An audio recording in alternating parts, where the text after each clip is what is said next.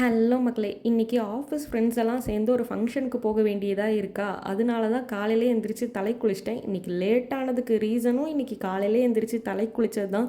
சூரியன் இங்கிட்டு வரும், அங்கிட்டு வரும்னு கீழ கொஞ்ச நேரம், மேலே கொஞ்ச நேரம்னு மாறி மாறி நின்னதுல முடியும் அந்த அளவுக்கு காஞ்ச பாடில்ல. எனக்கு இங்கே வேலையும் நடந்த பாடில்ல. ஒர்க்குக்கு லேட் பண்ணிடக்கூடாது அப்படின்றதுக்காக அவசர அவசரமாக எல்லா வேலையுமே செஞ்சுட்டு இருந்தேன். நைட்டே மாவுக்கு ஊற வச்சுட்டேன். ஸோ என்னோட மெஷர்மெண்ட் அளவு பார்த்தீங்கன்னா 4 டம்ளர் இட்லி அரிசிக்கு 1 டம்ளர் உளுந்து போட்டுருவேன்.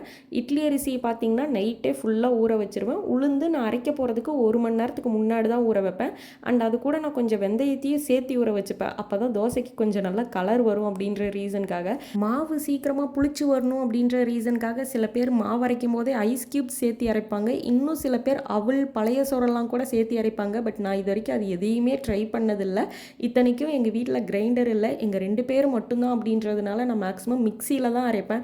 நான் காலையில் மாவு அரைச்சி வச்சேன்னா எனக்கு நைட்டுக்கு மாவு ரெடி ஆயிரும். மாவு அரைக்கிறதுக்கான என்னோட மெஷர்மெண்ட் இதுதான். உங்களோடது என்னன்றதை கமெண்ட்டில் சொல்லுங்கள்.